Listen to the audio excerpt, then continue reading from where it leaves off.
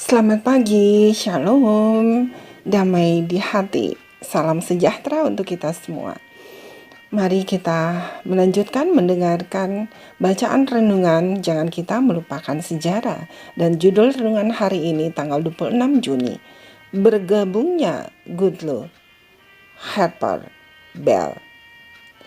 Ayat tema terdapat dalam kitab Amsal 22 ayat 6. Didiklah orang muda menurut jalan yang patut baginya, maka pada masa tuanya pun ia tidak akan menyimpang daripada jalan itu. Mari kita dengarkan penjelasannya. Kepedulian terhadap pendidikan Advent muncul pada tahun 1850-an. James White menulis bahwa Anda tidak bisa begitu saja mengeluarkan anak-anak dari sekolah dan membiarkan mereka berkeliaran bebas di jalanan. Otak yang kosong adalah bengkel iblis.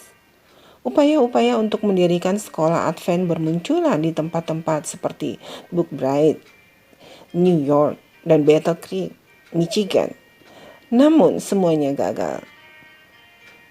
Karena merasa sangat putus asa dengan masalah sekolah, James White menulis pada tahun 1861 bahwa kami telah melakukan uji coba menyeluruh terhadap sebuah sekolah di Battle Creek dalam keadaan yang sangat mendukung, tetapi akhirnya kami menyerah.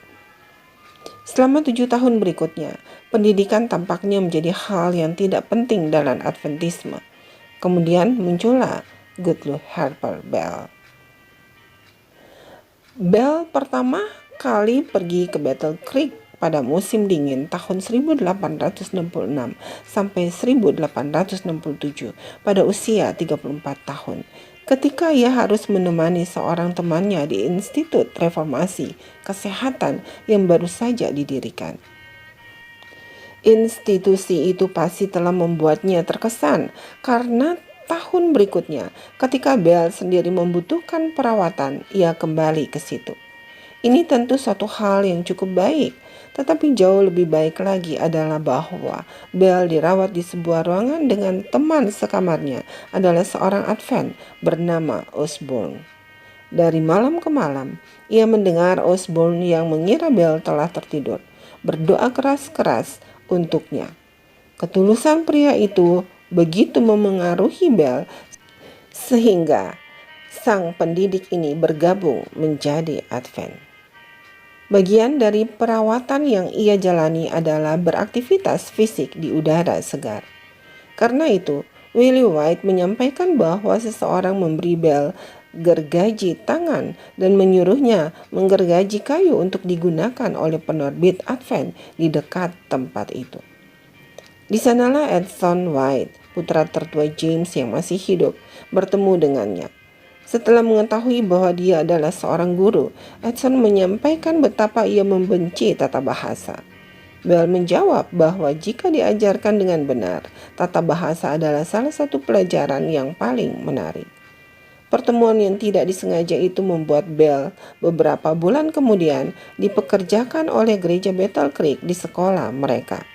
Pada tahun 1872, General Conference mengambil alih sekolah tersebut.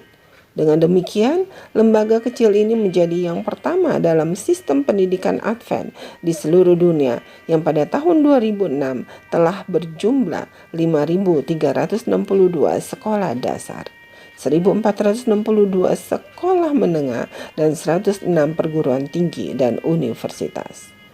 Tuhan bahkan menggunakan orang Advent yang aneh seperti saudara Osborne untuk melakukan hal-hal istimewa bagi pekerjaannya. Jika dia dapat menggunakan Osborne, dia dapat menggunakan Anda dan saya juga jika kita membiarkan dia membimbing hati dan pikiran kita.